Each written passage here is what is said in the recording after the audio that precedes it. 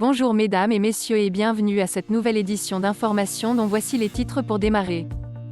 Déconstruction d'un mensonge d'État sur l'annulation complète ou partielle du 20 mai d'une part et sur le rapport d'enquête relatif au massacre de Garbou d'autre part. Cette édition d'information est réalisée à partir du post de Simplice Smith Jomo Jomo II, philosophe politique. Avant de rentrer dans le développement de ce titre, veuillez prendre 3 secondes pour vous abonner à nos chaînes YouTube Camer TV Info et Facebook camertv.info. N'oubliez pas de liker la vidéo et activer la cloche de notification. Voici le développement des informations. Première partie, fête du 20 mai, folklore et mensonges d'État. La présence ou l'absence de Paul Biya au boulevard du 20 mai, le 20 mai prochain, ne change rien sur la nature belliqueuse de cette fête folklorique dont le but est de camoufler un gros mensonge d'État. En effet, c'est l'une des causes lointaines du massacre de Garbou en particulier, et de la boucherie humaine en général dans les régions anglophones. Cette soi-disant fête nationale de l'unité est le détonateur de ce que l'on appelle aujourd'hui crise ou problème anglophone. Mais de quelle unité parle-t-on lorsqu'il existe un peuple de mécontents face à une minorité qui a tout confisqué? Conclusion partielle. 1. Ce qu'il fallait démontrer, CQFD, peut-on unir ce qui a déjà été réuni? Non, il est établi qu'on réunit ce qui était jadis divisé et par conséquent, unifier ce qui est déjà réuni relève du folklore et du mensonge car dans réunification il y a bel et bien unification. La fête nationale de l'unité célébrée depuis le 20 mai 1972, date d'unification des deux Cameroun, est donc un mensonge d'État et par ricochet, l'une des causes lointaines du massacre de Garbou. Deuxième partie. Scandale budgétivore et juteux pour une minorité. En 48 ans, le Cameroun a dépensé plusieurs milliards de francs CFA pour un événement qui ne profite aucunement au peuple. Le boulevard du 20 mai par exemple, la réfection de la tribune chaque année à des montants faramineux est un véritable scandale financier. L'on se demanderait pourquoi on n'a pas pu construire une tribune définitive en matériaux définitifs depuis 48 ans? L'autre robinet de cette fête, c'est la réception au Palais de l'Unité. Une cérémonie dont l'organisation s'élève à des milliards de francs CFA sans compter les frais de commission, de mission et la distribution du budget dans les circonscriptions administratives du pays.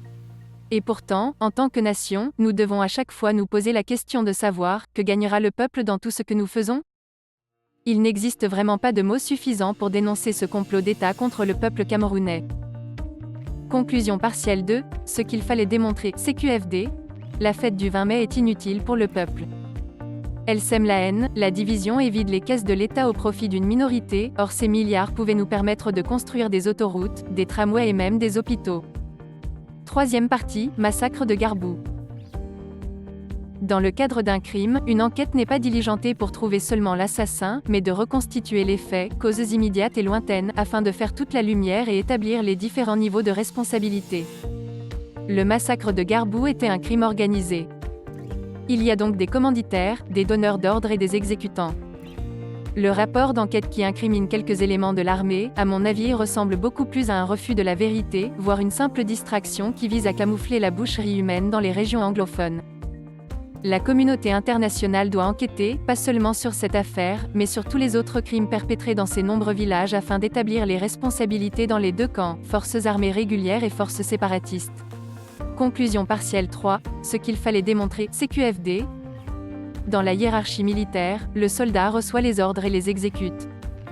L'enquête sur le massacre de Garbou a été influencée par des personnes tapies dans l'ombre, puisque son rapport présente quelques éléments de l'armée comme les auteurs du massacre.